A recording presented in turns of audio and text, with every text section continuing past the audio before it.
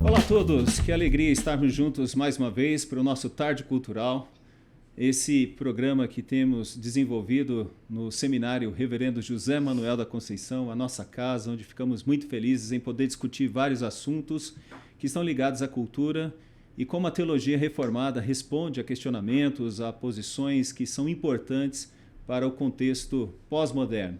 E hoje, com muita alegria, temos aqui dois irmãos queridos que vão nos ajudar a falar sobre um tema extremamente importante. Algo que vai, com certeza, impactar muito a sua preocupação, os seus estudos nesta área, que é da apologética. Nós vamos falar sobre a apologética reformada, em especial sobre um dos argumentos que são extremamente usados na apologética reformada, que é o design inteligente. E olha só, pessoal, quem trouxemos aqui para nos ajudar. Nada mais, nada menos que uma das maiores autoridades do assunto, um cientista renomado no nosso país e fora, e juntamente com ele, um irmão querido, fruto da nossa casa, mas que também é o pesquisador e que agora está também na teologia, especificamente no pastorado. Esteve conosco como aluno e agora está como pastor e trazendo um pouco do seu conhecimento na área de pesquisa. Durante muito tempo ele foi um pesquisador, ele abre um pouco agora a mão desse trabalho e está pastoreando devido às demandas do pastorado. Então, em primeiro lugar, nós temos aqui nada mais, nada menos do que o doutor Marco Eberlin. Olha só, que alegria. A Donizete, reverendo Donizete, reverendo Carlos, toda a galera aqui do JMC. Primeiro, queria expressar minha profunda alegria de ter chegado no JMC. Chegada é bom. Desde que cheguei em São Paulo, sempre ouço falar do JMC, já tive uma oportunidade de estar aqui, Sim. A Ageu me convidou, parece que estava tudo certo, não sei exatamente o que aconteceu, não deu certo daquela vez. E olha aí, cheguei na hora certa. Chegou. Nesse podcast sensacional aí, a Tarde Cultural, então será um privilégio imenso. Que bom. E principalmente falando como que a boa ciência pode nos mostrar, inclusive, qual é a boa teologia. Muito bom, muito obrigado. E em nome da Jurete, né, em nome da nossa congregação, em nome do nosso diretor, reverendo Ronaldo, que está aqui conosco também, nos prestigiando, né? Nós queremos dar as boas-vindas ao nosso irmão Marcos Eberlin e agradecer a Deus a luta que você tem travado a favor da palavra de Deus nesse contexto nosso brasileiro em especial. Amém. E que tem valorizado aí a perspectiva da fé em detrimento aí aos ataques que muitas vezes sofre, né, no contexto acadêmico principalmente. Reverendo Donizete, quero mostrar para todo mundo aqui, tem 2 livros de ciência, mas a Bíblia está sobre eles. Amém. Eu uso a Bíblia como autoridade máxima final. Então, se há alguma coisa na ciência que não bate com a palavra de Deus, eu já sei que a ciência está errada. Exatamente. Porque ela nunca perdeu um embate com a ciência. Esse é o princípio fundamental da reforma, né? Não entra em contradição, porque a palavra de Deus é a verdade, né? A única testemunha ocular de toda a história do universo da humanidade é Deus. É Deus. E a Bíblia, toda a Escritura foi inspirada por Deus. E útil para o ensino. Exatamente. Muito obrigado, muito obrigado. E aqui o Carlos, né, que recentemente nos deixou, 3 anos já de pastoreio, mas conta um pouquinho, Carlos, e seja muito bem-vindo, se apresente e fale um pouquinho, né, de como era antes essa questão da pesquisa, né, de estar envolvido com a pesquisa e a área que você tanto gostou durante muito tempo. Aliás, ainda gosta, né? Mas espero que... Está no sangue. Está no sangue, né? Mas essa preocupação com o pastorado ela é extremamente importante e a gente precisa disso. Reverendo Donizete, antes de tudo, eu agradeço muito o convite. Estar aqui, para mim, é fonte de muita alegria. Eu me sinto em casa, né? Que bom. É a minha casa, onde eu aprendi teologia. Especialmente com o senhor, aprendi a desdemonizar a filosofia, né? Como ferramenta, né, de trabalho. E a gente realmente teve uma trajetória muito feliz nesse caminho de associar a teologia à ciência. Também agradeço a presença aqui junto com o Dr. Eberlin, né, que é uma bênção para a nossa fé e popularizou, né, esse tema. O debate científico entrou na agenda da nossa vida, nas nossas igrejas, entre as pessoas, né? Uhum. E o maravilhoso de tudo isso é a gente ver a nossa instituição, o reverendo Ronaldo, nosso diretor, valorizando isso, né? Uhum. Hoje a gente tem muito claro que ciência é conversa para crente também, né? E a gente trazer as escrituras e fazer essa leitura, como o Dr. Lloyd Jones disse, né? Olhar para ter a Bíblia numa mão e o jornal na outra, né? Essa coisa de contextualizar o texto bíblico, fazer uma leitura da realidade numa perspectiva reformada tem sido uma bênção para nós e para todos aqueles que se têm achegado ao grupo, né? Eu deixei a pesquisa oficialmente, né? Mas ela nunca sai do coração. A gente sempre está lá trabalhando e agora no campo da igreja tem sido uma bênção trazer aquilo que a gente aprendeu para a luz das escrituras, trazer luz para muita gente que ainda anda em algumas penumbras, algumas dúvidas, né?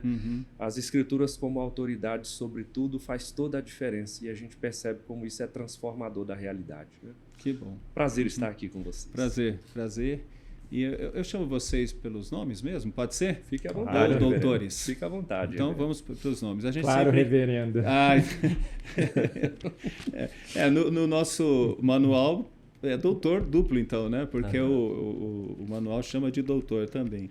Eu queria começar como deveria ser, né? Sempre rogando a bênção do nosso Deus e começando com o que primeiro move a nossa motivação de estar aqui. No princípio, criou Deus os céus e a terra.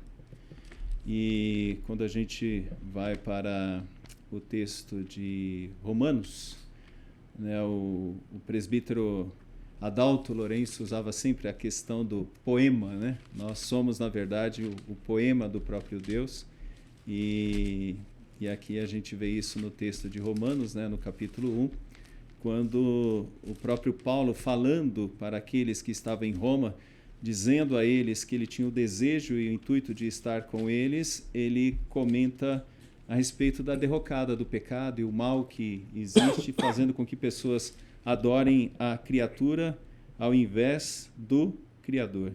E aí ele, às tantas, né, revela que tudo o que foi criado foi feito por intermédio dele, né, feito para ele. E quando a gente olha para o texto de Hebreus, nós encontramos uma informação que é básica para nós, né? O próprio fato do capítulo 11, né, quando diz: pois pela fé os antigos obtiveram bom testemunho. Pela fé entendemos que foi o universo formado pela palavra de Deus, de maneira que o visível veio a existir das coisas que não aparecem. João 1, né, Donizete, diz que no princípio era o verbo estava com Deus e o verbo era Deus. Todas as coisas foram feitas por ele e sem ele nada do que foi feito se fez. De pronto, de vez. Então, nós temos a base, né, para crer e entender que nós estamos num mundo regulado, um mundo cuidado, em um mundo planejado, e somos da visão reformada que entende que Deus tem um plano, um pacto, né, com o povo dele, e ele dirige o povo dele no meio dessa história toda que tem como cenário, né, Calvino diria, a própria criação. Então a criação é o cenário de Deus, onde o homem vai descortinando, né, as grandezas dele, vai vendo as grandezas dele.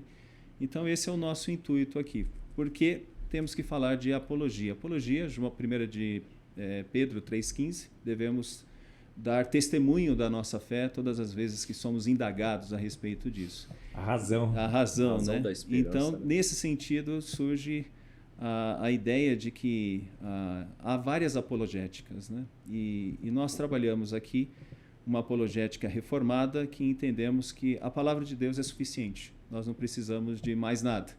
Mas quando nós somos indagados, nós usamos um argumento aqui que a gente chama de circular. Ou seja, por que acreditamos em Deus? Porque a Bíblia diz que Deus é real, Ele é o Criador, é o sustentador e Salvador e tem um plano de redenção. Então, por que você acredita na Bíblia? Porque Deus nos deu a Bíblia. Então, é um argumento circular.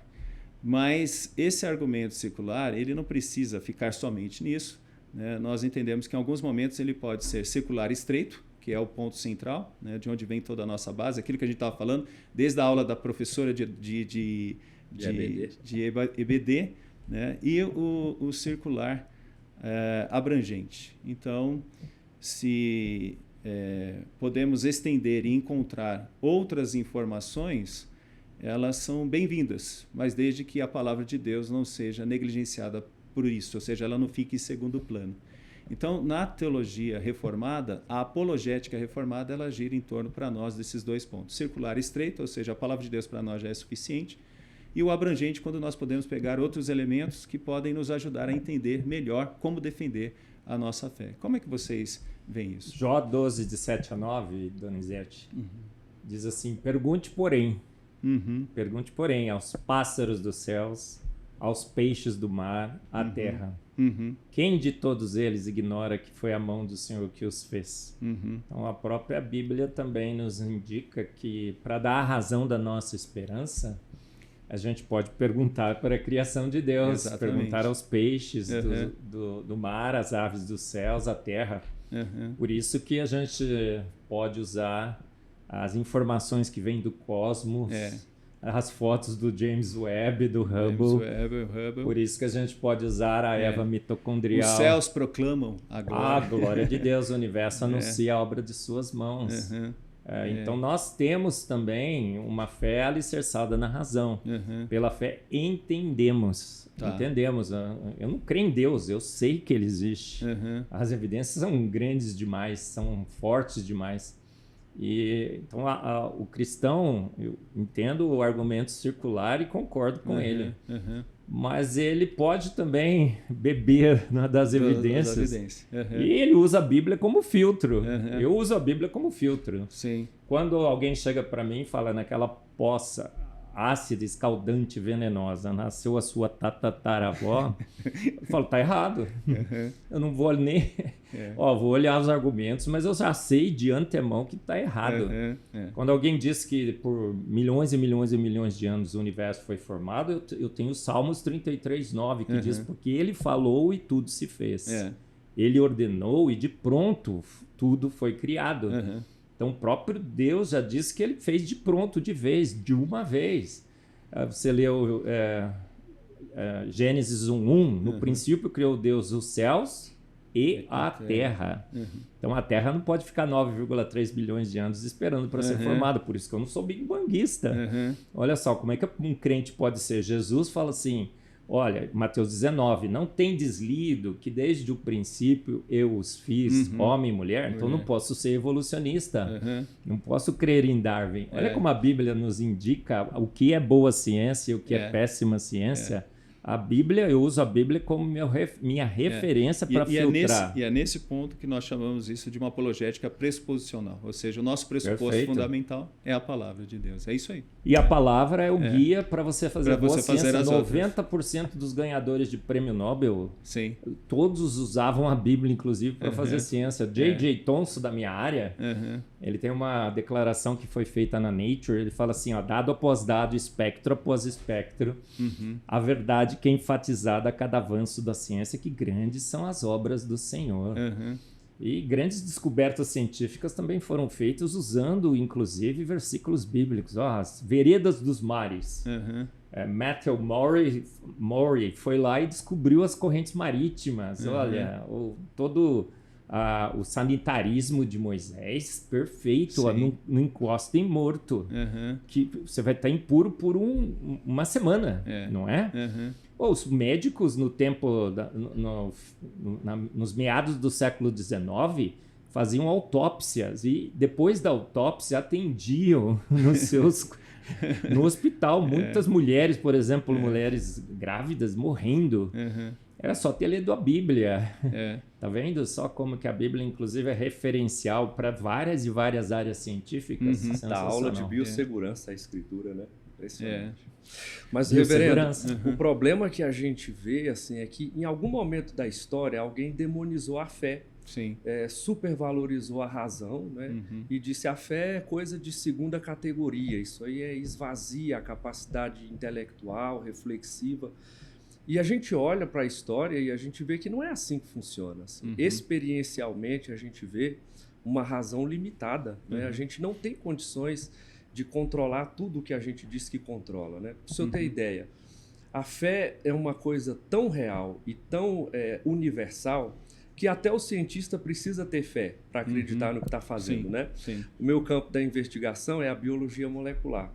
A maior parte das reações que a gente faz dentro de um tubinho exige fé, porque você não vê absolutamente nada do que está ali. Né? Se você puser aquele líquido no microscópio de luz, você não vê nada. Quer dizer, são aminoácidos, são ácidos nucleicos, e a gente submete aquilo a equipamentos, milhares de cópias são feitas, e a gente fica ali naquela expectativa do que vai sair de lá. Né? É tão verdade que a fé está presente, inclusive nos cientistas, embora muitos não queiram admitir isso como parte essencial, é que a biologia molecular tem um dogma. Né? Dogma é linguagem cultica. Né? A ideia de que um DNA é replicado, transcrito e traduzido, o dogma da biologia molecular, é uma das provas experienciais que a gente tem de que todo mundo precisa crer em alguma coisa.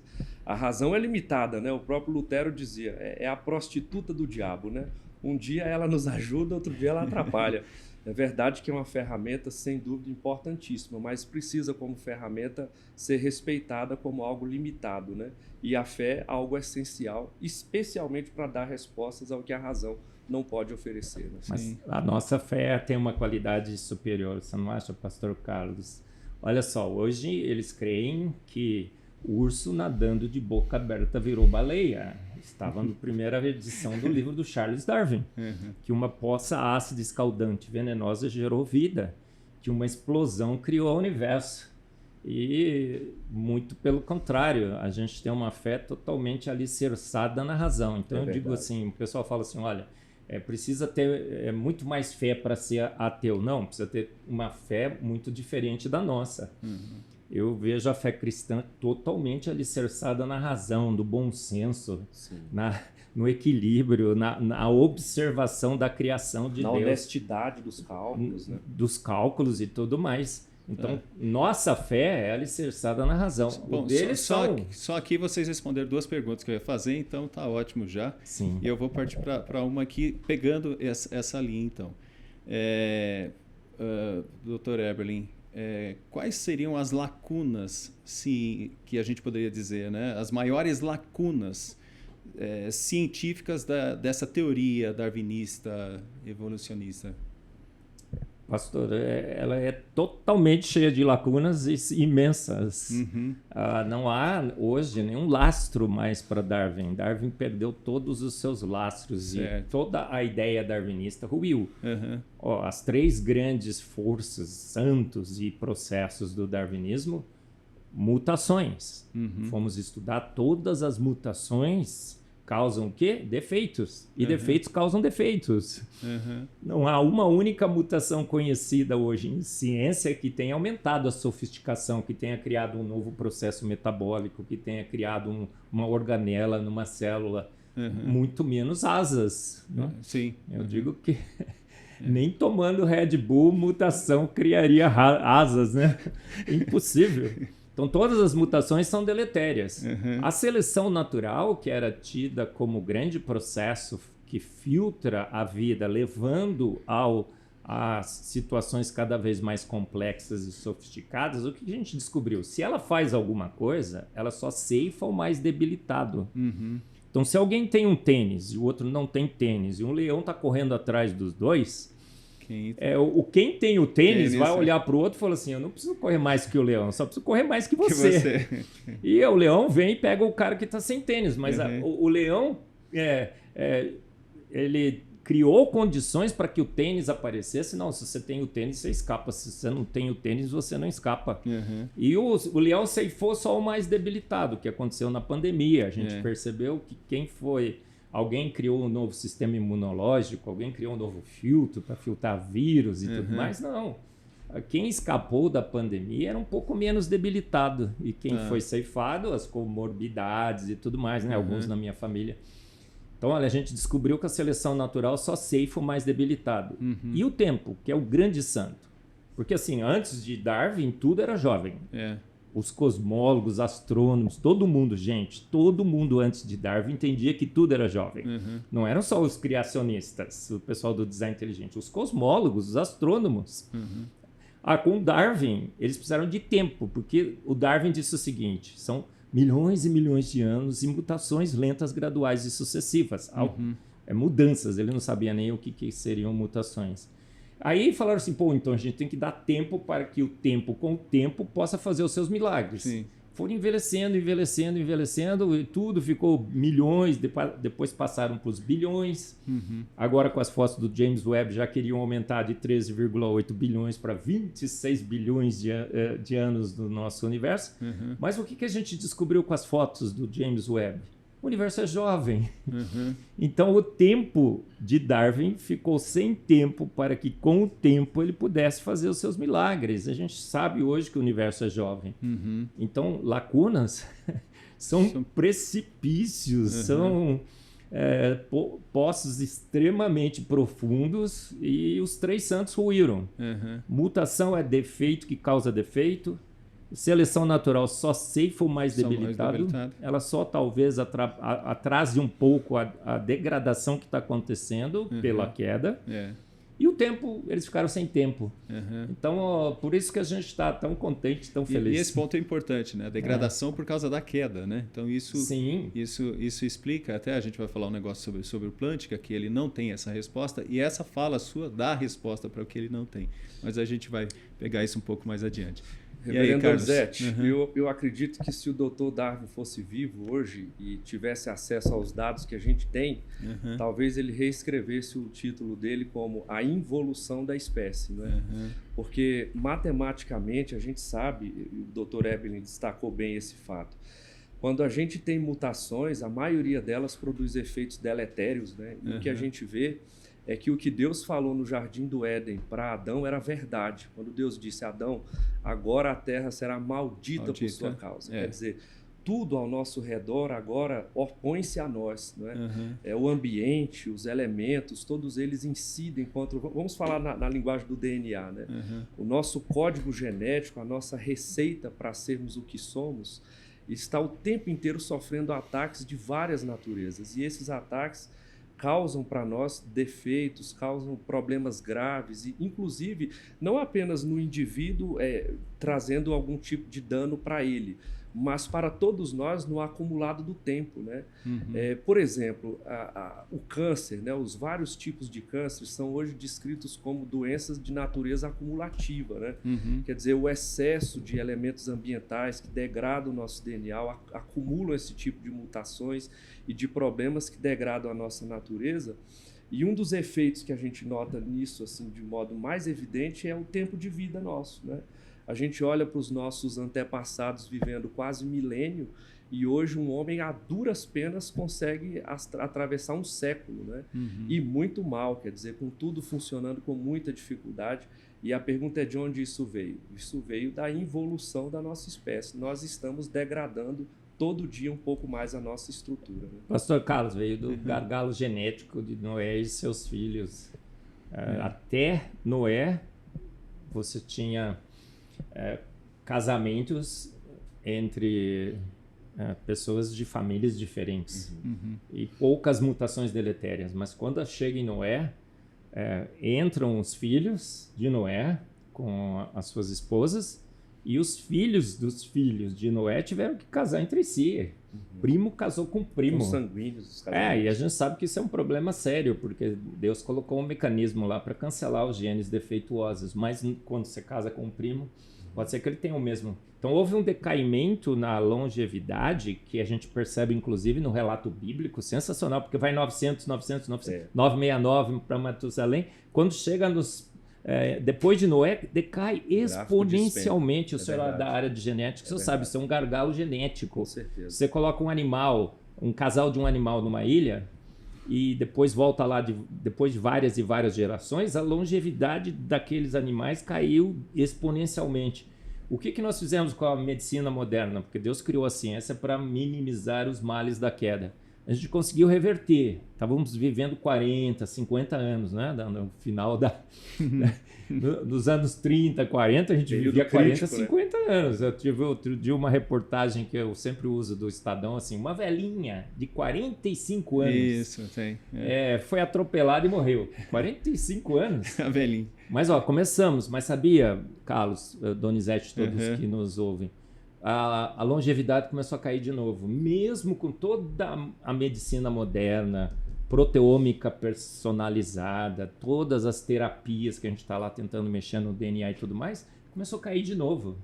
Então eu digo, Jesus tem que voltar, não pode passar de 100 anos. Outro dia eu fiz uma profecia, viu, Carlos? É mesmo? Estou aqui no JMC, rapaz. Cuidado, viu? Por favor. Fiz. Toma cuidado. O profeta Eberle falou assim, Jesus tem que voltar em 100 anos, senão não vai ter mal o que resgatar. Sabe por que eu falei 100 anos? Porque a Bíblia diz que todo profeta que erra a profecia tem que ser apedrejado. Você deixou uma margem de segurança. 100 anos não vai ter mais ninguém para jogar pedra e eu também não estou aqui mais para ser apedrejado. Mas, gente, não pode. A gente caiu de novo e o pecado foi perdoado, mas as consequências foram assim danosas. O gargalo genético em Noé nos tirou os 900 anos. Gente, a gente vivia 900 anos antes. Doutor Eberle, a gente tem hoje o domínio da tecnologia de um modo espetacular, né?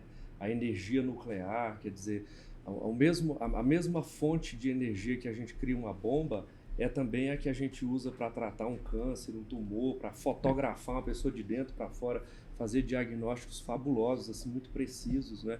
E a gente percebe que o efeito do pecado não é só no indivíduo, mas na população inteira, né? É um efeito populacional, é um mal moral que se espalha e os efeitos disso são notados não apenas na doença do indivíduo, mas também nos agravos que a gente cria por fazer mau uso das coisas que a gente aprendeu e deveria, pelo menos, usar só para o bem, né? Pastor Carlos, no projeto Genoma, nós descobrimos que todo filho é de 50 a 100 mutações deletérias pior que seu pai. 50 a 100 mutações deletérias pior que seu pai. Então, o que é que está acontecendo? A Bíblia diz, né, que a natureza, a criação de Deus geme. E o nosso DNA está gemendo também junto com isso. 50 a 100 mutações deletérias. E esse acúmulo de mutações deletérias, com o projeto Genoma, a gente calculou quantas mutações deletérias nós temos. Estamos na Terra, gente, há 6.000 anos. O nosso relógio genético mostra. Então, se você fez o compromisso com os bilhões, os milhões, como eu tinha feito, abandona, deixa para trás as coisas que para trás devem ficar. E o pior, essas 50, 100 mutações estão estragando o nosso DNA, estão corrompendo o nosso DNA num ponto em que Jesus precisa voltar. Olha, a Bíblia falou, um novo céu, nova terra, um novo corpo, não é? É uma necessidade. Olha, a Bíblia é sensacional, ela já até falou, gente, é prazo de validade, tá? Deus deu um prazo de validade, mas ele terá que voltar para nos dar um novo corpo, porque esse daqui já está corrompido demais pela queda. Eu queria pegar com vocês, mas eu queria trabalhar um assunto que dentro da apologética a gente usa bastante, porque Nancy Pearcey, né, discípula de Schaeffer, ela diz que perdemos uma geração toda para a ciência, né? Perdemos uma geração que eles falam que depois da Segunda Guerra Mundial a igreja se refugiou, ela se fechou numa religião que é de coração e com uma religião que pensa menos, né? Então a pergunta que eu faço é: vocês enxergam isso? O Dr. Eberle está há quantos anos na academia, doutor? Desculpa revelar. Agora está chegando em quase 50. Quase 50 anos na academia. Você esteve na academia e viveu. Realmente ainda estamos nisso? Será que a igreja ainda evangélica brasileira, ela ainda é uma igreja que trata mais do coração, no sentido não calvinista de coração, mas no sentido de olhar para algo mais tão somente místico e não comunicar, tal como vocês estão mostrando, informações técnicas que são assimiladas, mas ao mesmo tempo demonstram a glória de Deus? Reverendo, eu diria que a nossa geração ela olha para a ciência como uma religião, né? E a ciência tem mesmo elementos de religião.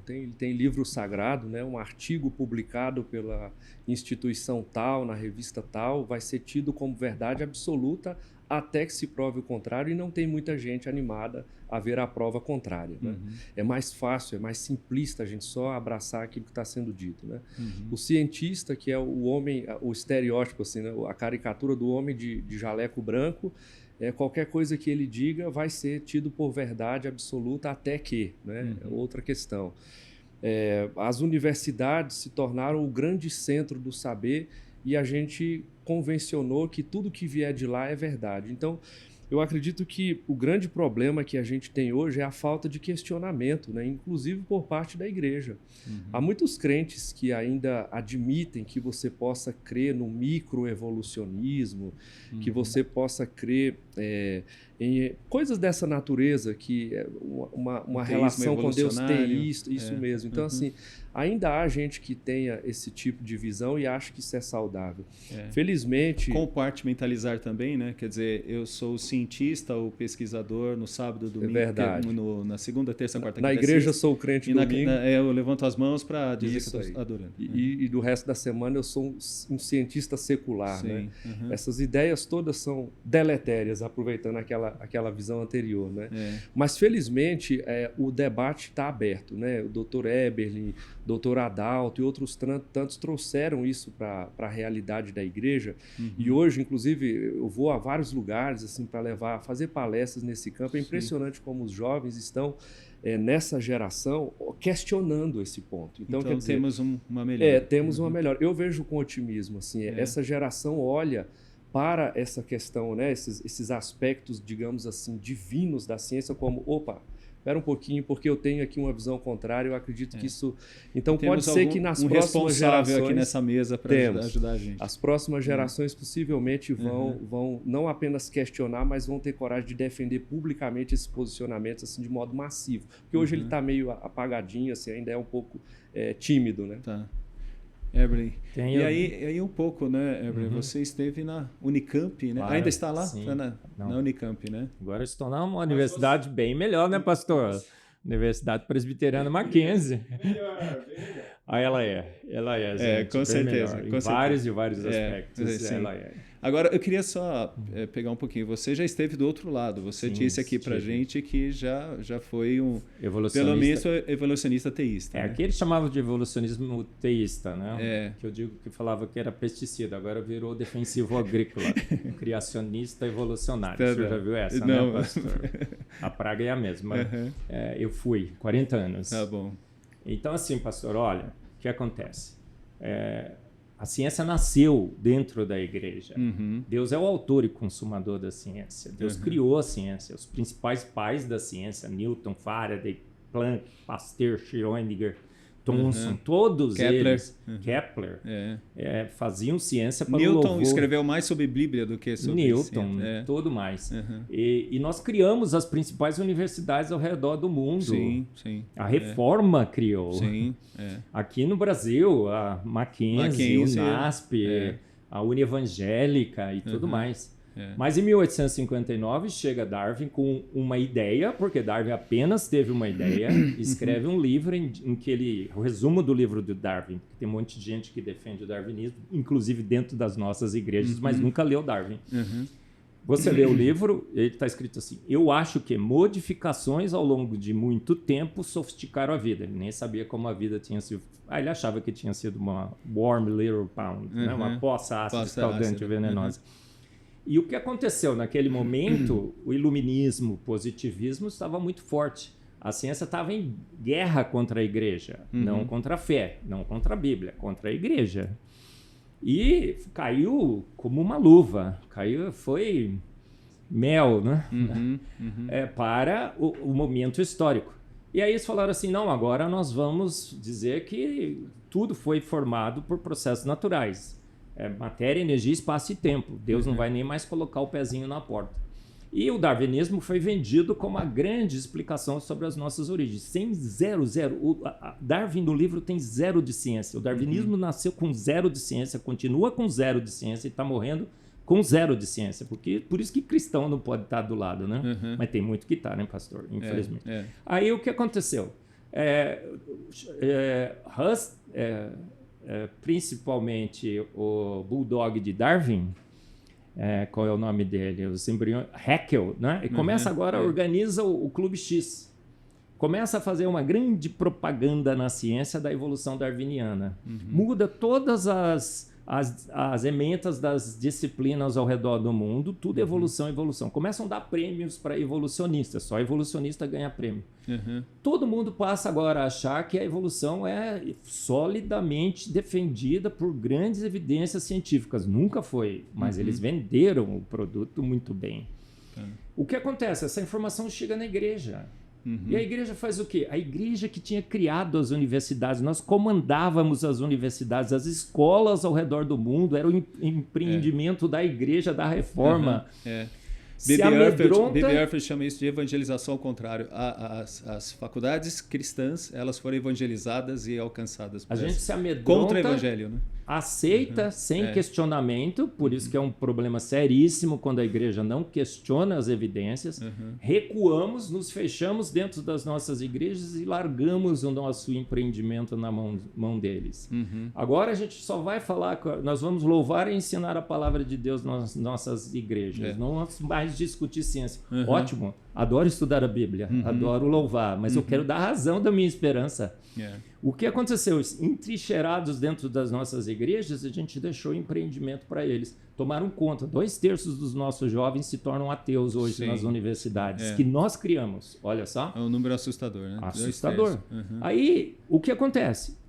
Agora nós temos que salvar a Bíblia, porque a Bíblia está dizendo 6.000 anos, Deus fez pronto e tudo mais. Começamos a incorporar aspectos da evolução. Olha só, Darwin é amigo de Deus. Talvez Darwin tenha escolhido um casalzinho de hominídeos. Já escutou essa história, né, pastor? Soprou lá o Imago Dei. Talvez o Ion não são dias literais de 24 horas. Vamos colocar aqui o significado de eras para o Ion. Não existe esse significado. Nunca existiu, mas a gente colocou lá que tem. E vamos dizer que talvez acomode eras, tá bom? E a gente incorporou o inimigo dentro das nossas igrejas, dentro dos nossos seminários. Começamos os professores eu estou falando porque eu estava no meio, tá? Sim. Gente? Estou no mesmo pacote. Eu fiquei 40 anos nesse... Eu dava aula de evolução, eu dava aula de Big Bang, eu dava aula de milhões e milhões de anos. Eu era aquele que era de segunda a sexta um evolucionista. Sim. E sábado eu descansava, domingo eu ia adorar um Deus totalmente desfigurado, Deus do devagarinho, Deus que fez ao longo de milhões de anos, o Deus que usou a morte para sofisticar a vida, o Deus do evolucionismo teísta. O que aconteceu com os nossos jovens? Perderam toda a referência, agora para crer eu tenho que fazer um sacrifício intelectual, tenho que largar a minha mente em casa, tenho que só com o coração na igreja. E aí perdemos os nossos jovens, 2/3 dos nossos jovens estão perdidos. Mas não contava com a nossa astúcia, né, pastor? É uma frase bem calvinista. Bem calvinista. Não contavam com a nossa astúcia. Não contava com a astúcia de Deus. Deus deu corda, pastor. Deus deu corda por 150 anos. Doutor Eberle. Aí ele resolveu puxar. Deixa eu só concluir que essa aqui é bem legal, né? Eu pedi 10 horas e 45 minutos para esse comentário. O que ele fez? Falou, cara, vou mandar agora a Eva mitocondrial. Vou mandar o Adão Y. Deus guia a ciência. Quando precisou, ele falou assim, cria o genoma. Cria o projeto Genoma, o ENCODE. Descobre aí que vocês estão acumulando 50 a 100 mutações deletérias por geração, faz a conta, vê que é 6.000 anos. NASA, lança os seus telescópios. O Bob Williams, ele queria provar que o universo foi evoluindo com a foto que ele tirou, a do Hubble. Vem a foto, o universo está pronto, jovem. Deus cansou dessa ladainha e ele está mandando... Posicionou os astros, né? Tudo, ele está mandando cada vez mais e mais e mais e mais evidências de que a professorinha da IBD estava certa, a nossa leitura literal de Gênesis estava certa, e que aí chegou o tempo da igreja se reconverter, largar esses compromissos com as trevas e assumir de novo a liderança das universidades e das escolas. Pastor, As escolas confessionais estão bombando ao redor do mundo. Aqui em São Paulo, no Brasil. Minha filha lá em Houston, no Texas, ficou numa fila imensa para colocar os filhos na... Todo mundo tirando dessas escolas. As escolas, as universidades confessionais estão crescendo. O design inteligente está crescendo. A gente cada vez mais está na mídia, está discutindo tudo mais. Sim. Os nossos jovens passaram a gostar do debate. Nossos congressos estão bombando de jovem cristão. Então agora, cultuando a Deus, sim, adoro. Gosto dos hinos tradicionais.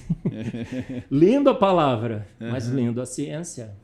E a gente está fazendo essa contra-revolução. E a igreja... quem viver, verá. Quem viver, verá. A igreja reassumirá o controle da educação e das universidades. É uma outra pergunta. A perspectiva futura... Quem viver, verá. Eu não tenho dúvida. A gente vê uma contra-revolução que está acontecendo. Por que a gente está na mídia, está lá no Flow, no Inteligência? Por que a gente está batendo de frente? Por que o Sacani... Gente, bora, vamos falar aqui. Por que o Sacani senta com a gente, 31... Ele fala de tudo. Ele fala de evolução química, ele fala de evolução bioquímica, ele fala que Burululu formou, chompos em vulcão forma a vida. Ele fala que Crio ainda está formando em fumarola. Ele discute o James Webb, ele fez 500 mil podcasts sobre o James. Ele fala de tudo. Fala de saúde, foi falar até da polilaminina e tudo mais. Quando sentou na nossa frente, falou assim, não, eu só falo de geologia do resto eu não sei. Amedrontado como 30 criacionistas e a gente tinha gente de tudo quanto é áreas. Então o debate foi sensacional, tá para sair o 31, a Sacani contra 31 criacionistas. Uau! Porque o que o debate mostrou?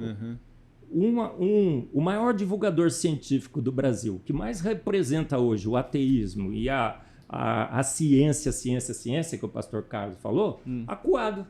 Se protegendo nas rochas. E o que a gente tinha na mesa? 31 cientistas das mais diferentes áreas do conhecimento científico prontos a defender a sua fé. Tá vendo como a contra-revolução começou? Ela está muito, muito em alta. E assim, o professor Adalto Lourenço viveu o suficiente para ver a vitória dele. As fotos do James Webb chegaram.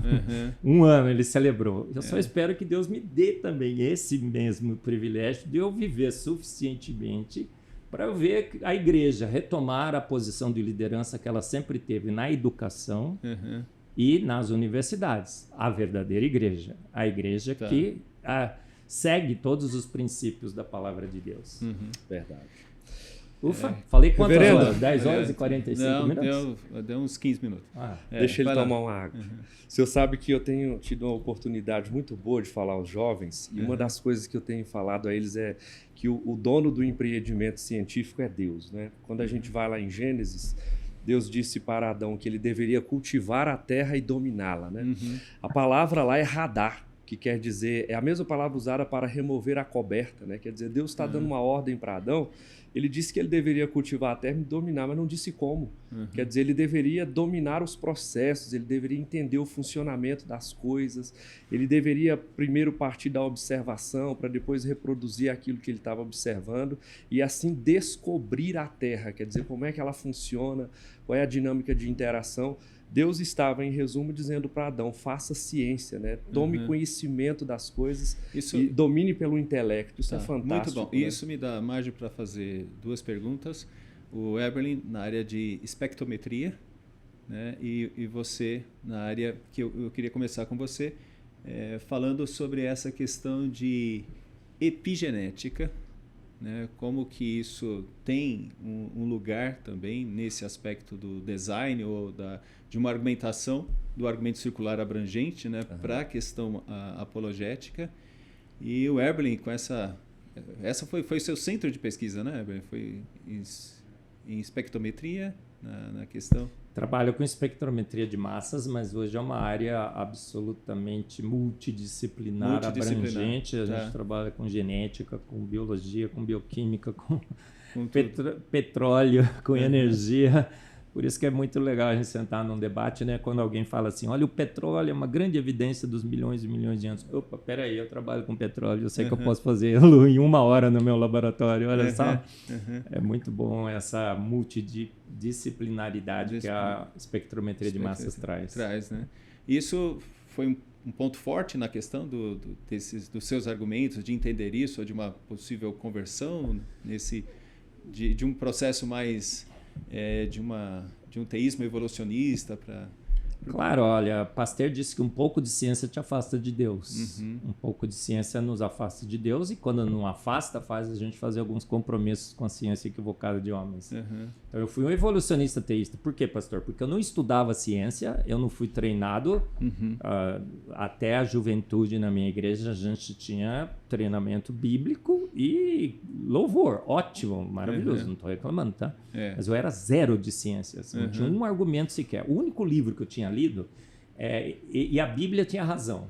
Sim. Que é um livro péssimo, terrível, hoje eu sei. Que ele fica tentando reduzir todos os milagres de Deus por processos naturais. Bater um ventinho para abrir o Mar Vermelho. Entendeu? Era o único livro que eu tinha. É o que a Discovery milagre, né? faz, né? A Discovery tenta fazer esse contrário. Pode um negócio desse? Aí eu cheguei totalmente despreparado na universidade. Mas o que acontece? Com a espectrometria de massas, eu passei a conhecer várias áreas. Comecei a estudar ciência. E, num certo ponto na minha carreira, eu conto nos meus livros, falei, cara, eu tenho que estudar a Bíblia de novo. Então, quando a gente estuda a Bíblia e quando a gente avalia as evidências científicas, você abandona esses compromissos rapidamente, que a igreja, inclusive, fez. Eu era um jovem totalmente cooptável pelas trevas. Aquele que, por misericórdia, eu não abandonei totalmente a fé. Mas, com a boa ciência, com o estudo da ciência e o estudo da palavra, a gente percebe hoje essa perfeita harmonia entre o texto bíblico literal, lido como a Bíblia tem que ser lida, que eu aprendi com a minha professorinha da EBD, né? A Bíblia que fala, não sou eu que interpreto a palavra, porque se eu for tentar interpretar, eu vou colocar os meus preconceitos e minhas pré-definições. Deixe a Bíblia falar, Marcos. Se você tiver problema, continua lendo a Bíblia. Só para os alunos entenderem isso que ele está falando de exegese. Entendeu? Exegese, não exegese. Exatamente. Né? Aí, deixa que ela fale. Quando ela não explicar no versículo, você continua lendo. Por exemplo, Mateus explica que Jesus criou não só os céus e a terra, mas o homem e a mulher desde o princípio. E quando você tiver que pedir ajuda, peça ajuda para o Espírito Santo, é o único que te pode ajudar. E quando não conseguir entender, é mistério não revelado, não é assim?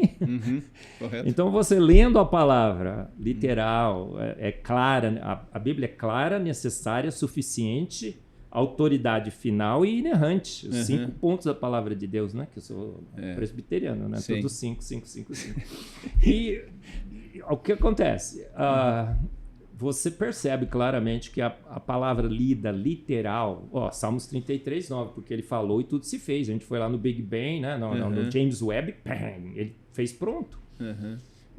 Não tem deslido que desde o princípio eu os fiz homem e mulher, a evolução de Darwin caiu totalmente, a gente foi feito pronto. Olha, a natureza geme, a gente está percebendo todas as mutações deletérias que estão destruindo o nosso DNA. A gente não pode ficar mais de 100 anos aqui, né? Lembra da minha profecia. Sim, você tá. Vamos lá, Carlos. Reverendo, a epigenética, assim, por definição, é um negócio simples. É altamente multidisciplinar, porque envolve vários campos do saber, não é? Mas a ideia de que os fenômenos epigenéticos é o conjunto de tudo aquilo que interfere no funcionamento do DNA de uma pessoa. Então, o DNA é o conjunto, é a receita do que a gente é. Né? E tudo que interfere nisso, seja internamente ou externamente, a gente vai dizer que é campo de estudo da epigenética. E esse ponto que o senhor perguntou é muito interessante, porque é o seguinte, embora a ciência clássica, né, seja altamente racionalista, matemática, cartesiana, não é? E varra para fora de qualquer debate o aspecto da fé, a gente percebe que há um certo desespero, porque a ideia é que o genoma, o projeto Genoma, tivesse sido a abertura da caixa preta de Deus, né? Como se a gente tivesse agora a capacidade, até o pessoal lá da novela O Clone, né, tinha aquela música enigmática, né, dizia que agora está tudo sob luz sobre o sol, né? Quer dizer... Você estava no seminário quando isso passava? Hein? Não, Deu era... tempo de ver novela? Foi antes. Ah, Na verdade, minha mãe que me contou, né? Eu não assisti. A minha mãe que me contou. Tá joia.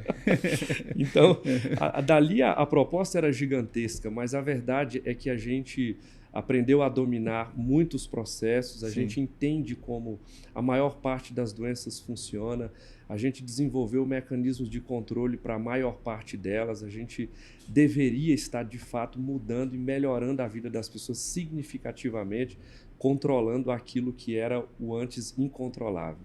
Mas a verdade é que, na experiência da vida, a gente viu que não funciona assim. Né?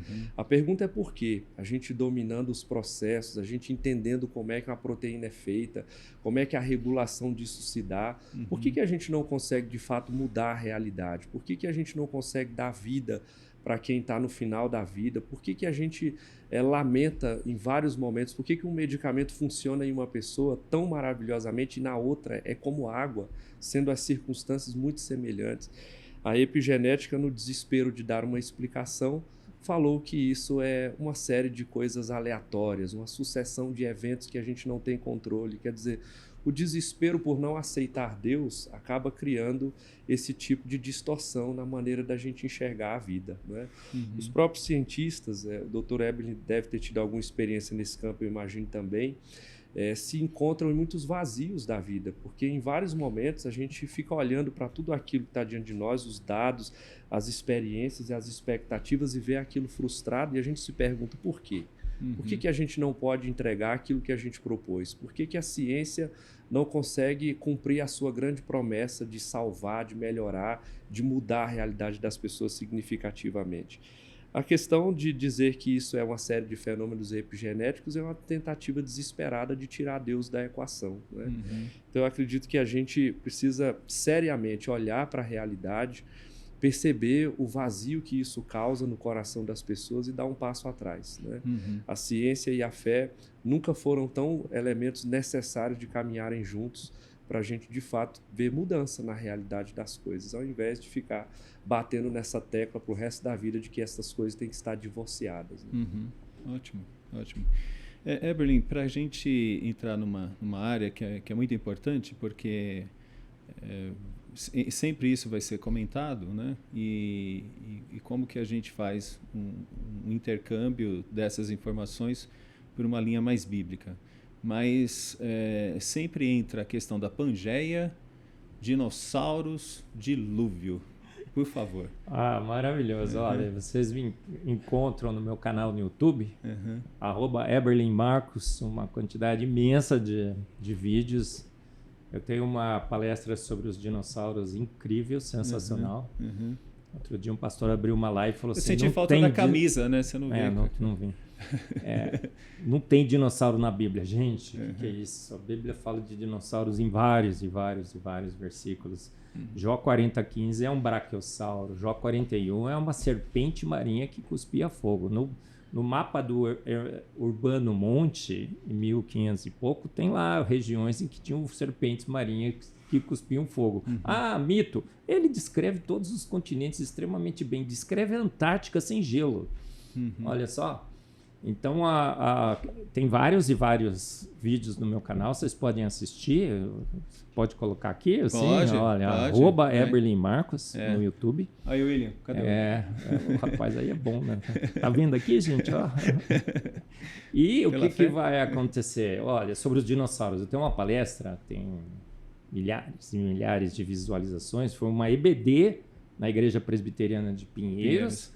O Arival Casimiro é um maluco beleza, né? É um herege, né? Que coloca o Marcos para dar uma EBD na igreja dele, olha só. Pastor, o senhor é fera. E me chamou para falar sobre os dinossauros. E a palestra Dinossauros na Bíblia, que tem de monte na ciência e na história. Eles estiveram entre nós até 1600 depois de Cristo. Grandes e grandes evidências. E a palestra é sensacional, reverendo Donizete. Tá bom. Pastor Carlos, maravilhosa. Todo mundo aqui está no JMC. Sabe por que ela é boa? Porque ela é minha, né? Ela é claro. sua. Claro. E olha, eu caprichei, rapaz, tem muita evidência. Autoestima é muito importante. É claro, entre as minhas muitas qualidades, a modéstia. A assim, modéstia, simplicidade. Transparente, né? Então, pescamos um plesiosauro, um navio pesqueiro japonês, o professor Adalto sempre falava. Adalto venceu, gente. Adalto venceu. Tudo que o Adalto falava, que a gente achava que era heresia, eu também, tá? Os 6.000 do Adalto, para mim, era uma heresia. Eu me reconverti aos 6.000. Hoje eu sei que ele acertou. Olha, a gente tem evidências em quadros, em esculturas, em igrejas. tem taxonomia. Tem lá um cara que empalhou um dinossauro. Tem um monte. Taxidermia. Um monte de evidências. E que foram extremamente comprovadas quando Mary Schweitzer, não, vai lá, pega um osso de T-Rex, corta, o osso cheirava mal, células sanguíneas. Ela encontrou células sanguíneas, ela deu entrevista, ela publicou artigo. Pegamos o colágeno e pegamos outras proteínas do osso, fizemos o proteoma do dinossauro. Tem lá os peptídeos, a espectrometria de massas, é a minha área, ICMS, todos os peptídeos intactos, mostrando que era não só material orgânico, mas material orgânico fresco, o professor sabe aqui, todos os aminoácidos estavam intactos, os peptídeos bateram exatamente com os... Preservadíssimo. E a gente tem hoje um monte de evidências. Fomos no registro fóssil, cortamos todos os ossinhos, todos com material tecido mole. Então, os dinossauros viveram entre nós, obviamente. Os achados da Mary Schweitzer, não só delas, hoje nós temos mais de 200 artigos. Mas olha o que aconteceu com a Mary. Posso contar uma história muito legal que acho que o pessoal aqui do seminário vai gostar. Quando você faz um compromisso com a ciência de homens, e quando essa ciência cai, olha só, você se vê em maus lençóis, como a Mary se viu. Ela é evolucionista teísta. Sim. Acreditava nos milhões e milhões de anos. O que ela fez? Ela fez a descoberta científica mais importante na história da ciência, que confirmava um relato bíblico. Olha, ela podia ter entrado para a história, mas com o compromisso dos milhões de anos, ela ficou fazendo experimento no laboratório dela, mostrando como, para tentar provar como que aquele tecido mole teria durado por 60 milhões de anos. Gente, impossível. E ela publicou lá um artigo, fez uma reação de Fenton e disse, olha, consegui explicar. A minha proteína, que degradava em poucas horas, que degrada mesmo, né, alguns dias, ficou 2 anos sem degradar no meu laboratório. Publicou na Science esse artigo. Gente, 2 anos. São 60 milhões, o artigo é pífio, é inócuo, mas saiu e ela, olha o desespero. Aí ela pegou e fez várias e várias entrevistas, aí alguém aqui no Brasil, um ateu, mandou um e-mail para ela e disse assim, Mary, o seu artigo realmente comprova que a Terra é jovem, que a vida é jovem? Não comprova não. Aí até o Sacani citou no debate. Olha, a Mary Schweitzer disse que não comprova. Gente, por que ela fez isso? É desespero total. Os artigos todos dela comprovam. Ela publicou, ela deu... negação da razão, né? Mas quando você fica acuado e não larga do seu compromisso, é isso que vai acontecer. Então, gente, todo mundo que fez compromisso com os bilhões de anos, com Ion Eras, com Darwin, amigo de Deus e tudo mais, eu também já fiz, tá? Mas larga para trás as coisas que para trás devem ser deixadas. Vem com a gente, a contra-revolução já começou. Só pegando uma parte com isso. Aí aquela questão que a gente está falando de carbono 14 ou essas medições. É nesse sentido que eu falo, não há uma dependência disso, por exemplo, em uma narrativa antiga que precisa ser sempre atualizada, mas que não tem padrão, não tem base, porque... Não se rende aos dados. Não se rende aos dados, isso. Nós temos 2 fotos, pastor, reverendo Donizete, todo mundo que nos ouve. A gente tem 2 fotos mostrando que o universo é jovem. Tá. O modelo cosmológico padrão foi destruído em todos os seus postulados. O universo não se expande, a radiação cósmica de fundo não vem de um eco do Big Bang. Os elementos todos já estavam na foto, então a nucleossíntese nunca aconteceu. Os buracos negros não se alimentaram das galáxias, porque eles já estão gigantes lá no começo. Todos os elementos do hidrogênio ao ferro estão, toda a tabela. Que foto inesquecível foi aquela? É um rap que eu fiz pro final do ano, comemorando a foto. Gente, e aí tem lá duas, Deus mandou 2 fotos, porque Deus que mandou, falou, NASA, tira as fotos. E o pessoal não destruiu o modelo. A gente tem a Eva mitocondrial, tem tecido mole, tecido mole, colágeno, elástico e plástico. A gente fez, agora estamos fazendo junto com o pessoal do Institute for Creation Research nos Estados Unidos, estamos analisando colágenos de um crocodilo jurássico e um dinossauro jurássico também. Estamos recebendo as amostras, a gente vai ver todo o teor de proteínas e vai comparar com os animais modernos. Alguém quer fazer uma aposta comigo? Vai dar exatamente igual. Por quê? Porque a Bíblia sempre dizia que daria igual. E é o que a gente tem observado. A gente fez o proteoma dos chimpanzés e humanos. Posso contar essa, reverendo? A primeira mão para vocês aqui. Já falei em algum lugar? Falei com o Júnior hoje, do Redcast. Falei, Júnior, me chama. Primeira vez na história da ciência, Universidade Presbiteriana Mackenzie, pioneira no mundo. Que bom. Falaram que a gente é 1% só diferente de chimpanzés, 99% parecido no nosso genoma, não foi? E isso fez, inclusive, os cristãos admitirem que Deus guiou a evolução, que a gente é parente de chimpanzé, Darwin amigo de Deus, ele pegou um hominídeo e soprou o fôlego lá da vida, né? Não é da vida, já estava vivo, o Imago Dei. Aí o que o genoma faz? O professor aqui da genética sabe muito bem. O genoma é a receita. O que ele faz? Ele produz proteínas. Professor Carlos, pastor Carlos, cientista Carlos, não é? Todos que nos ouvem. Nós, na Universidade Presbiteriana Mackenzie, a melhor do Brasil, pioneira no mundo, pegamos um pool de sangue de 16 chimpanzés e 16 humanos e pela primeira vez na história da ciência comparamos o conteúdo de proteínas no sangue, que é a amostra mais representativa da constituição total de proteínas de um ser. Podia pegar de cérebro, do baço, do coração, do intestino. O sangue circula em tudo, né? Então ele traz toda a informação. Tem até um artigo que fala assim, o sangue conta a história toda proteica do corpo.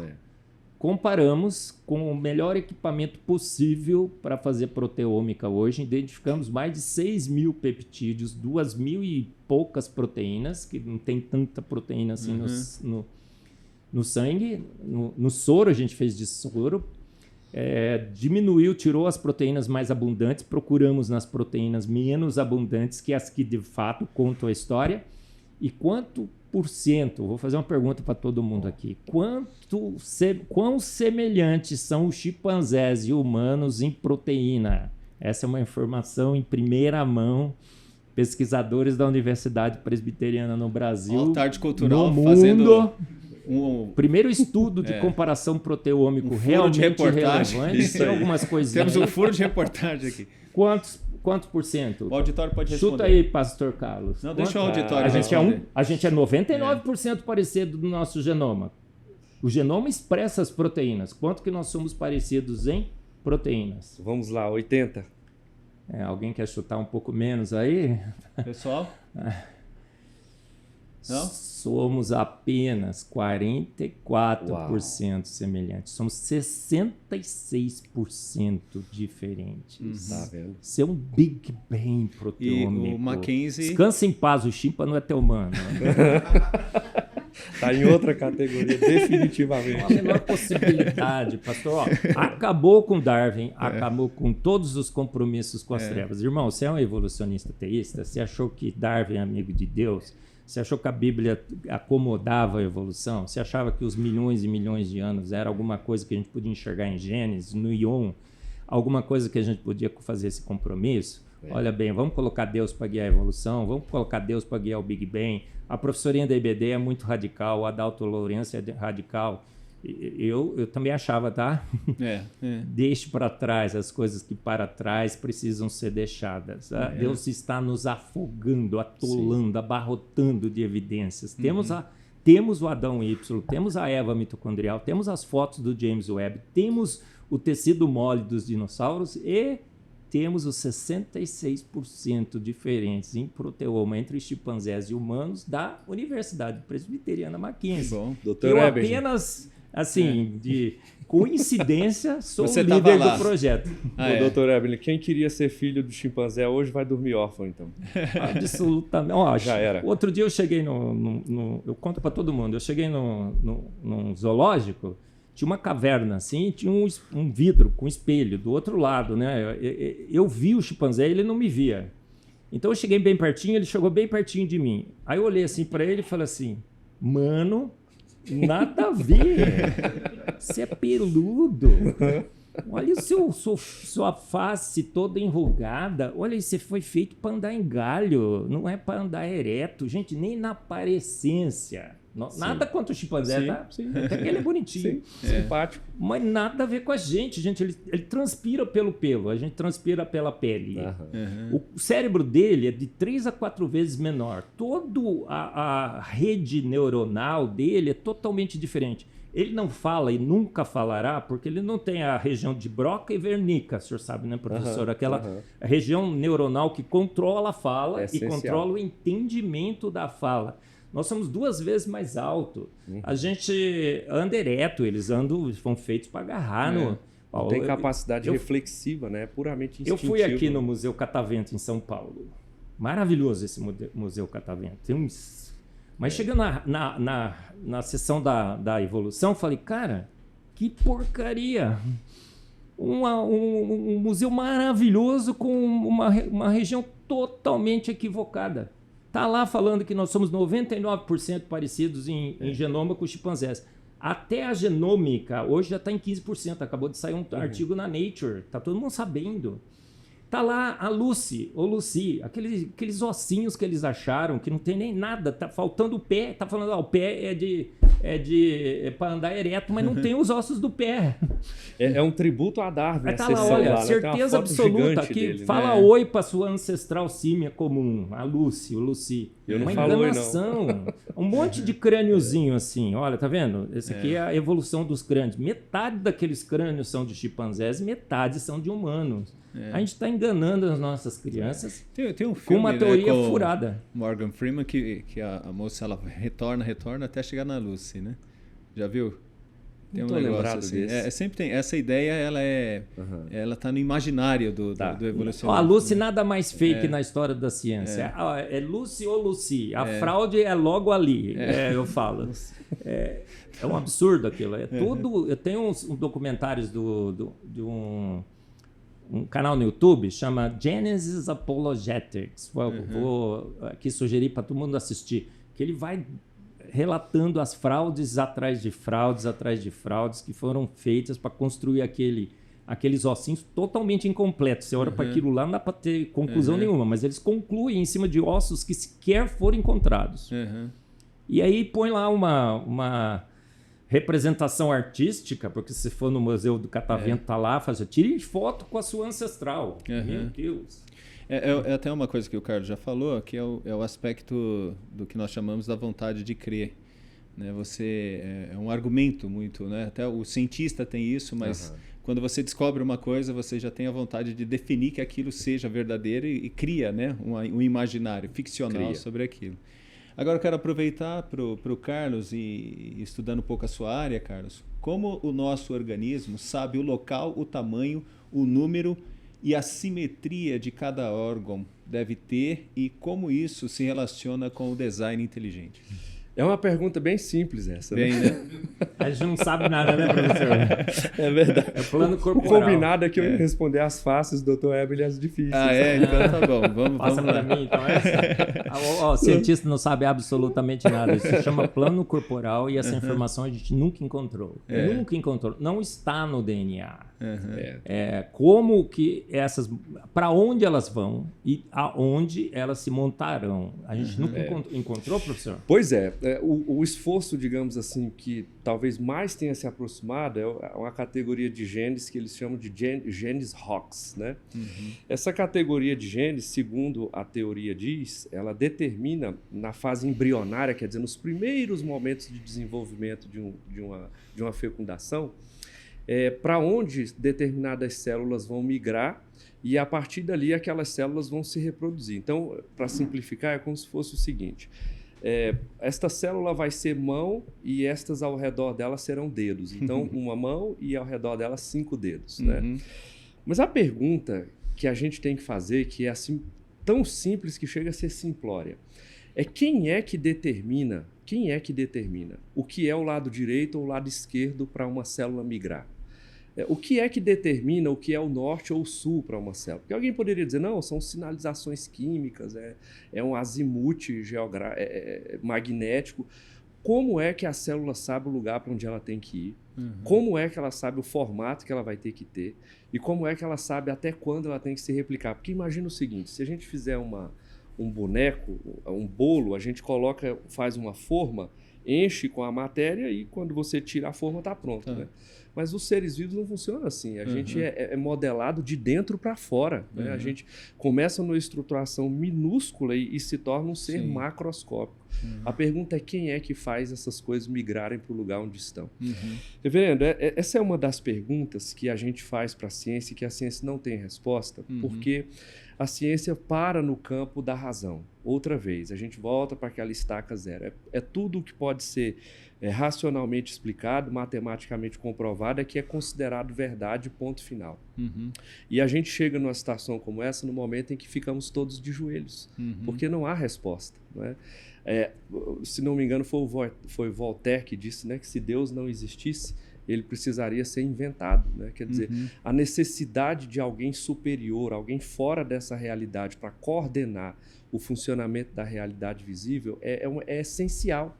Não há explicação para esse tipo de conformação tão complexa que é a vida humana, a vida animal, a vida vegetal de um modo geral, senão que vindo da origem de alguém soberano, alguém sobrenatural. Né? O design inteligente traz essa resposta e a gente vai encontrar no Deus da Bíblia essa figura. Não é? É uma pena que ainda haja alguém no meio do caminho dando essa autoria ou acreditando esse poder ou esta força, acreditando nesse poder a uma força, né? A um poder aleatório, alguma coisa do tipo impessoal. Mas quando a gente vai ao Deus da Bíblia, a gente encontra, sem dúvida, um posicionamento muito forte e firme que dá, inclusive, muito significado à nossa vida ao perceber, especialmente se tratando de nós, seres humanos, que carregamos unicamente na criação a imagem e a semelhança do Criador. Né? A mão de quem nos fez copiou estruturas dele próprio e isso é maravilhoso. Enche a vida de significado e dá para a gente uma posição muito especial em toda a criação distinta do restante das criaturas. Né? Tá, ok. Evelyn, quer? Olha, a gente sabe, por exemplo, que não só é um mistério como é que essas moléculas sabem exatamente para onde ir, aonde crescer, qual o tempo de crescer. Não é? Os nossos dentes são sobrenaturais, né? Nasce tudo certinho, na hora certinha e tudo mais. Mas se a gente for regredir para os constituintes mais básicos, existem outros mistérios ainda mais misteriosos. Por exemplo, todos os nossos aminoácidos são virados para a esquerda, para que as proteínas tenham coerência tridimensional. E todos os açúcares são virados para a direita. Mas a gente vai em processos naturais, produz aminoácido de açúcar no laboratório, forma os dois virados para a direita e para a esquerda. Quem é que foi lá então falou assim, tem que usar só o virado para a direita, não posso usar o virado para a esquerda e vice-versa. E o pior, a gente sabe que para separar os dois, você precisa de um meio que já tenha só direita ou esquerda. Então é um velho dilema do ovo e da galinha. Quem veio primeiro? O sistema quiral, que consegue separar os elementos quirais, que são esses elementos virados para um lado e para o outro, ou os elementos quirais que formaram esse sistema de separação. Impossível. Então alguém fora do sistema esteve agindo. A gente não encontra nos processos naturais, nas forças naturais, explicação.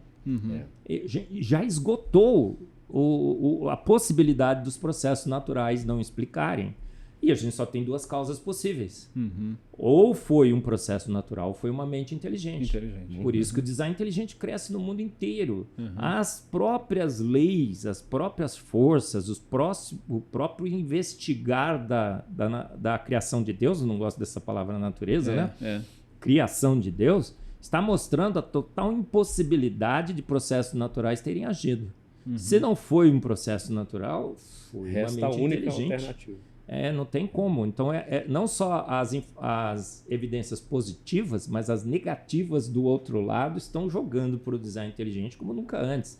Deus está de volta, gente, com uma força total, final, cabal. Ele está pegando para ele o que dele sempre pertenceu, pegando de volta, porque foi usurpado, a ciência foi usurpada dele. Tiraram ele para fora, não vai colocar nem mais o pezinho aqui. Ele falou, peraí.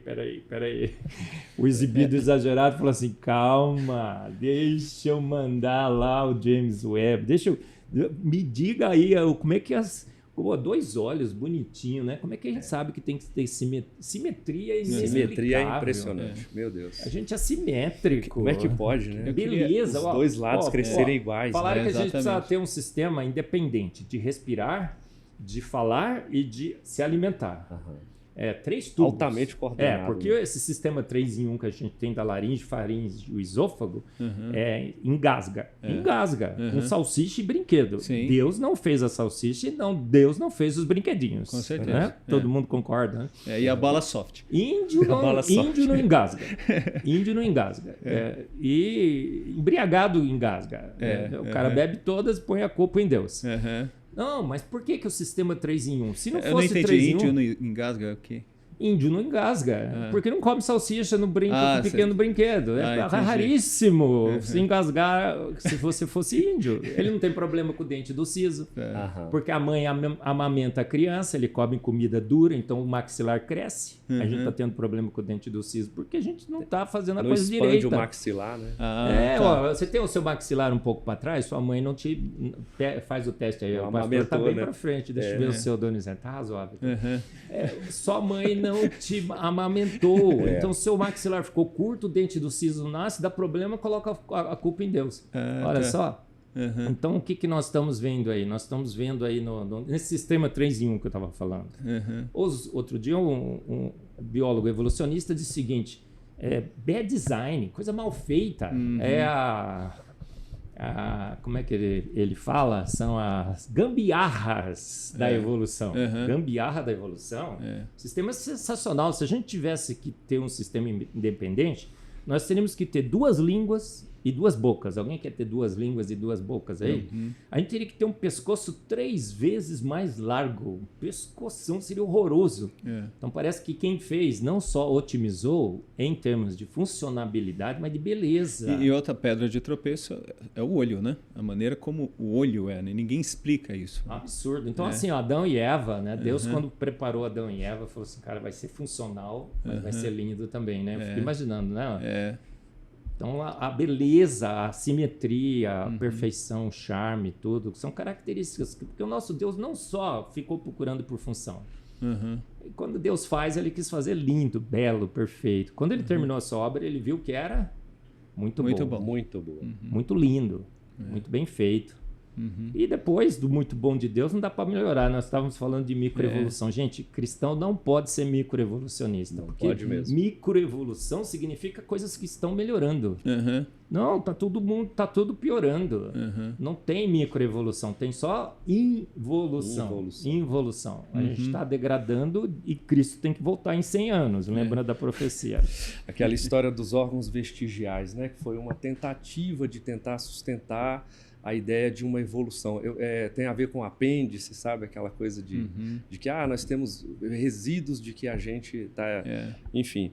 E hoje a gente descobriu que, na verdade, não é nada disso, né? Por exemplo, a história do apêndice é um órgão extremamente necessário, né? Tem a ver com o sistema imunológico, controla certas populações de micro-organismos na entrada do intestino. Até então se falava que não tinha...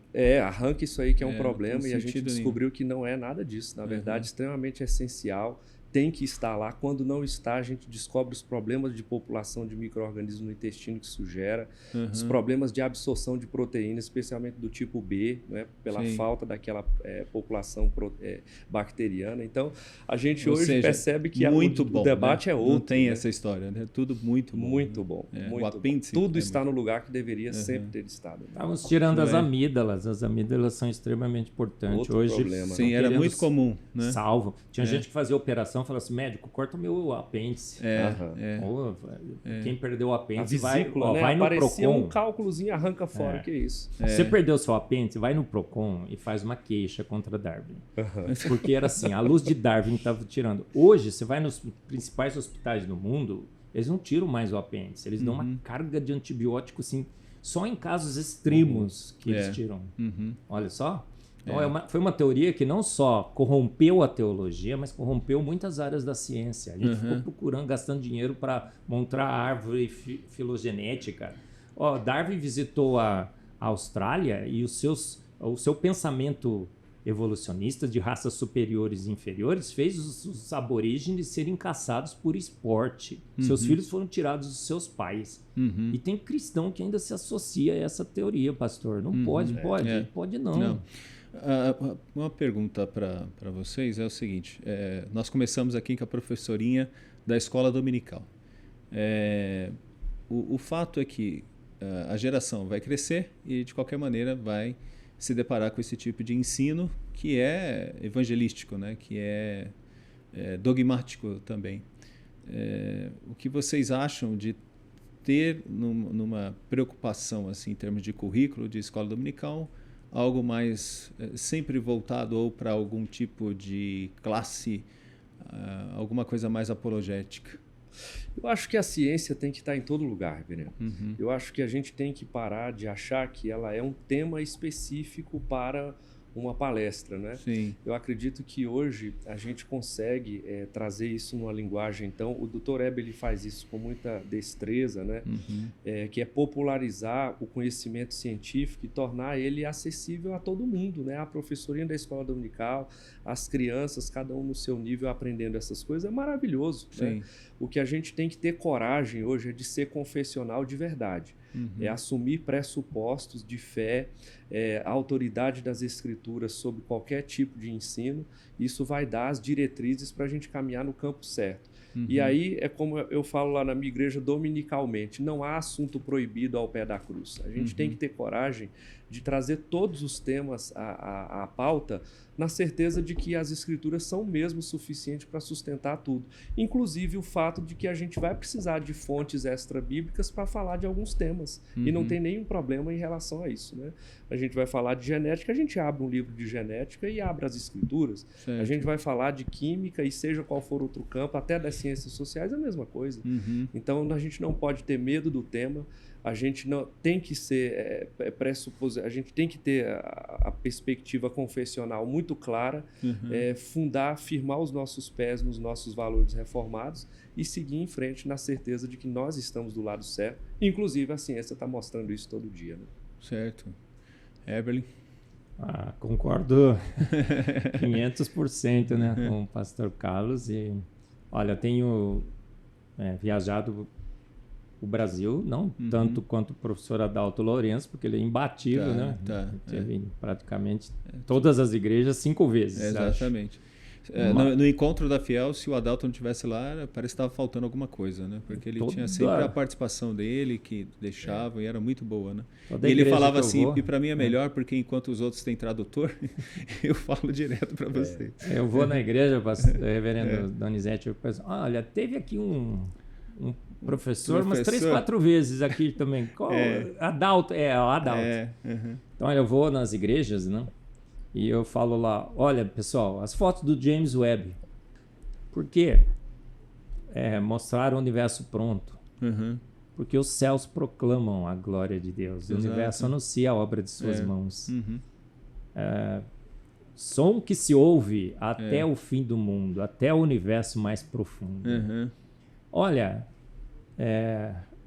fomos feitos à imagem e semelhança de um grande Deus. A nossa mente bate os computadores todos ligados em rede. Nossa inteligência nunca será superada pela inteligência artificial. Nós somos criativos. Sim. Inteligência artificial outro dia eu estava lá e falei assim, inteligência artificial, ChatGPT, acho que foi. Queria saber qual foi o artigo que o Institute for Creation Research publicou sobre o hélio na atmosfera, porque o hélio na atmosfera acaba com os milhões de anos, né? Tem muito menos do que deveria. Ela falou, esse artigo aqui, mas tome cuidado, esse é um site criacionista. Olha só, veio com um alerta. Cara, eu não perguntei para você se o site era criacionista ou não. Eu perguntei só qual era o artigo. Não, quis alertar você desse site. Mas não era neutro, doutor? Não é tudo coisíssima nenhuma. Então, ó, ela é doutrinada, ela é darwinista, naturalista, e ela só segue as instruções de quem o fez. Aí eu fiquei discutindo com ela, chegou numa hora, ela concordou. Pedi para num outro IP, fazer a mesma pergunta. Ela deu a mesma resposta que ela deu para mim. Então, ela não se converte. Não, mas então eu falo, olha, tá vendo como a nossa mente é sensacional? Aí eu chego e falo, olha, por exemplo, as descobertas do dilúvio bíblico. Veja bem, a gente tem as camadas plano, paralelas, cheias de fósseis, 75% em cima de continentes, 90% de animais marinhos. Então você pode crer no dilúvio bíblico. Olha, ele foi global, claro, cobriram todos os montes da terra. Morreram os pássaros. O professor Adalto Lourenço falou assim, como que alguém pode achar que o dilúvio não foi global se os pássaros morreram? Reverendo Donizete, o senhor já viu algum pássaro morrer em inundação? Lá no Rio Grande do Sul, os pássaros morreram tudo, estava tudo boiando na água. Não, eles voam para longe. A Bíblia diz que morreram todas as aves da terra. Não tinha onde pousar, né? Não tinha onde pousar, entendeu? Então, gente, pode acreditar no relato bíblico. Não precisa fazer, foi uma inundaçãozinha, foi um ionzinho, lá um ionzinho de milhões de anos e tudo mais. Aí a pessoa sai do culto, chega para mim e fala assim, professor, muito obrigado. Foi por quê? Rapaz, eu estava assim, meio fraco na minha fé. Saí daqui fortalecido. Olha, por quê? Porque temos que estar sempre prontos a dar razão da nossa esperança. A fé é o firme fundamento. Nossa fé é muito diferente da fé que crê lá na poça ácida, escaldante e venenosa, no urso que virou baleia. A gente tem uma fé alicerçada na razão. Quando Tomé duvidou, eu vou arriscar aqui no JMC, viu, gente? Um monte de teólogo me olhando. Se eu falar alguma heresia, você me corrige, tá, reverendo? Mas pode deixar. Jesus falou assim, o seu herege, o seu descrente, não vou mostrar, não. Foi isso que ele fez, né? Ele falou assim, toca. Toca. Você precisa de evidências. Olha, bem-aventurado, feliz o que consegue crer sem ver, mas você não consegue, então toca. Jesus ofereceu a evidência. Perguntaram sobre os milagres, ele falou assim, por que faz os milagres? Para que vocês creiam que eu sou o Cristo. Então, nossa fé é alicerçada na razão e nada melhor do que a gente ter um monte de evidências para, dentro desse raciocínio circular, que eu também gosto de fazer, tá? A Bíblia é autoridade, Deus que inspirou, pronto, acabou. Poxa, mas eu tenho evidências que me mostram que essa fé que eu estou tendo na palavra de Deus está alicerçada em evidências de uma ciência que Deus criou. Olha que coisa boa. Maravilhoso.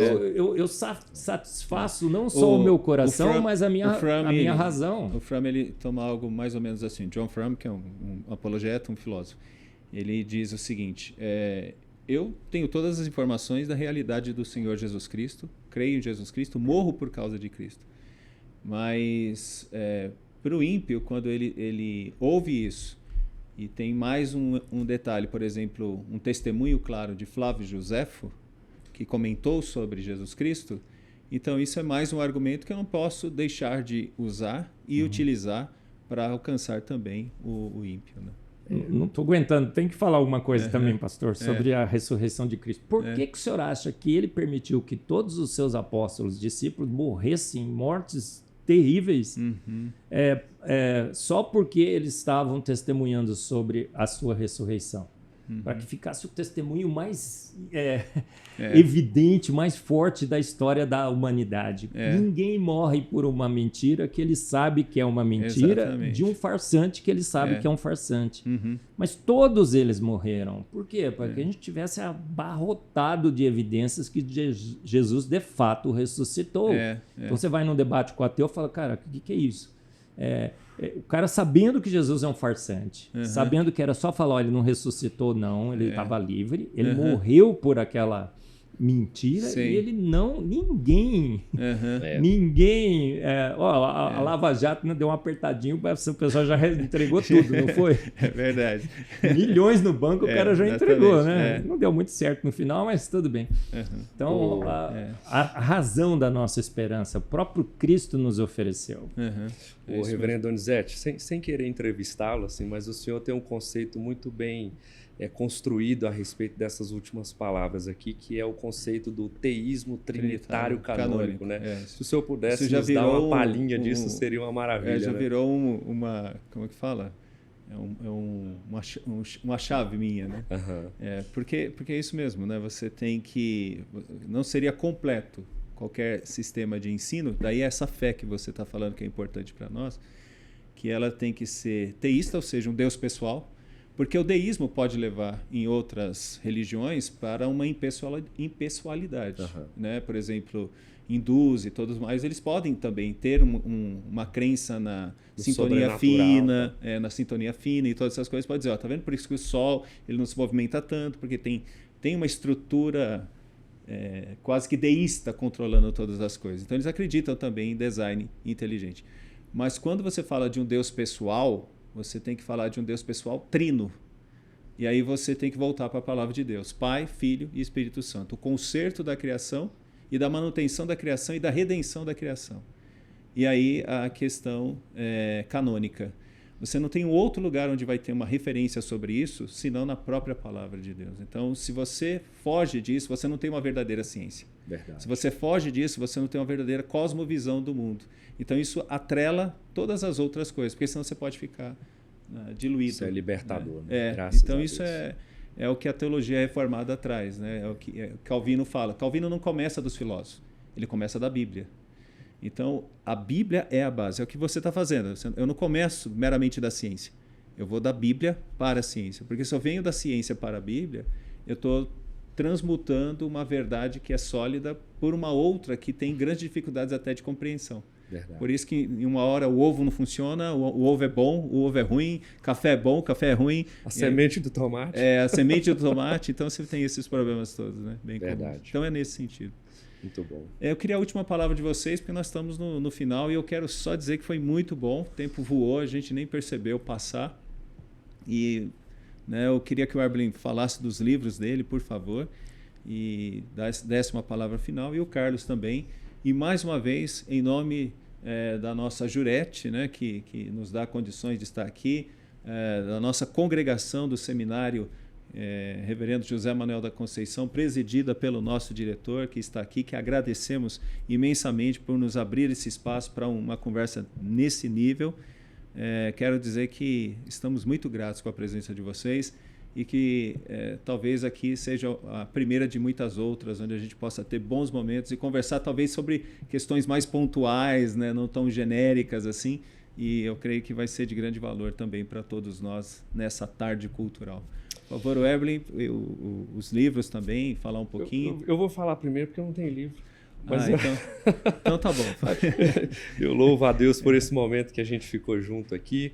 Cristo foi exaltado entre nós nessa tarde, nessa conversa muito honesta a respeito de dados, de reflexões sérias a respeito daquilo que todo mundo pode abrir, analisar e ler, né?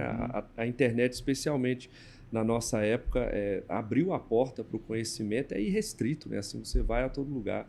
E o grande desafio que eu deixo para quem nos ouve é esse, assim, não abraça a coisa cegamente como foi vendida, né? Questione, pergunte o porquê, escolha um ponto, pesquise sobre ele e deixe-se levar também por ouvir outros pontos de vista.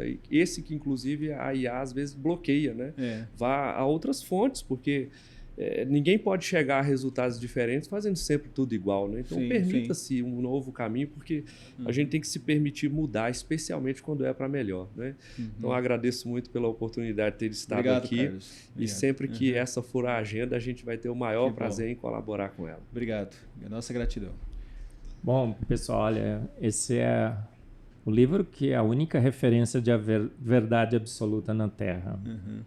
Ele foi inspirado por Deus e é útil para o ensino. Deus, seu Filho, Espírito Santo, a Trindade, conhece toda a história, do início ao fim. Então, esse livro traz detalhes sobre como o universo foi formado, por que ele foi formado, do que ele foi formado, Gênesis, onde estamos, para onde vamos, toda a necessidade de ensino que nós temos está na palavra de Deus. Eu creio assim. Ela é necessária, suficiente, inerrante, autoridade, clara.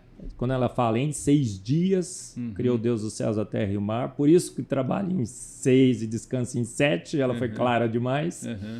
E ela é a nossa única referência de verdade absoluta. Mas a Bíblia também diz que pergunte, porém, aos pássaros dos céus, aos peixes do mar, às aves.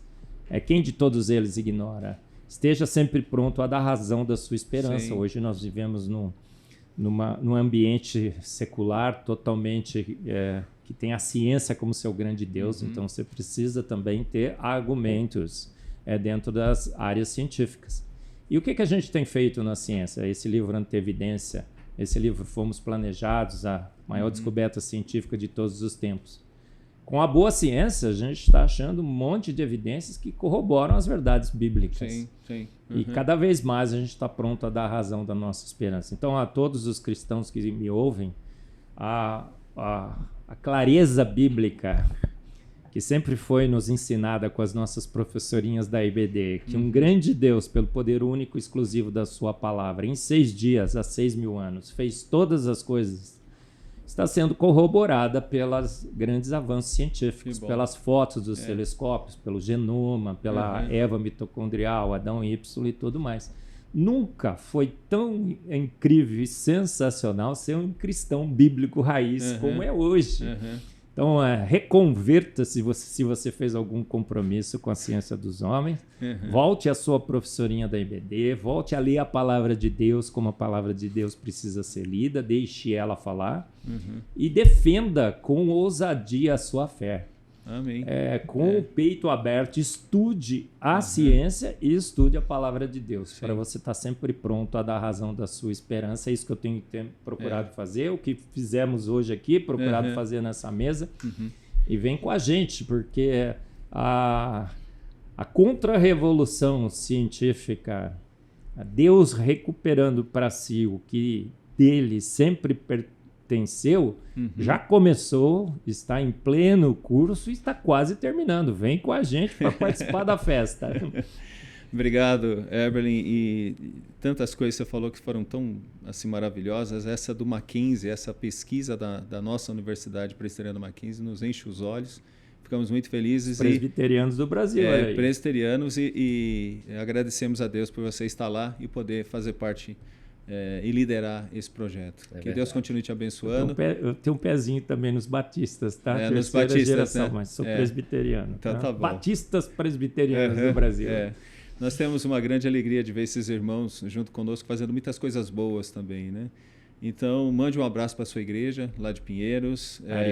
A questão do próprio contexto ali do Mackenzie, que Deus continue te usando. Carlos, no seu ministério lá no Jardim Botânico.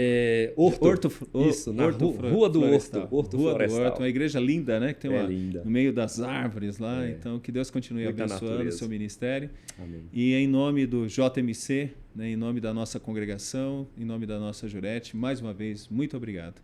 Obrigado a você que nos acompanhou até aqui. Esperamos que isso tenha servido para fortalecer sua fé e que você possa estudar mais sobre isso e entenda que a apologética cristã é uma matéria super interessante, útil, fundamental para a história da nossa igreja e para lidar com a cultura. Muito obrigado, volte sempre, esteja sempre conosco, será sempre uma grande alegria participar de uma tarde cultural junto com você. Um abraço e até mais. Tchau, tchau.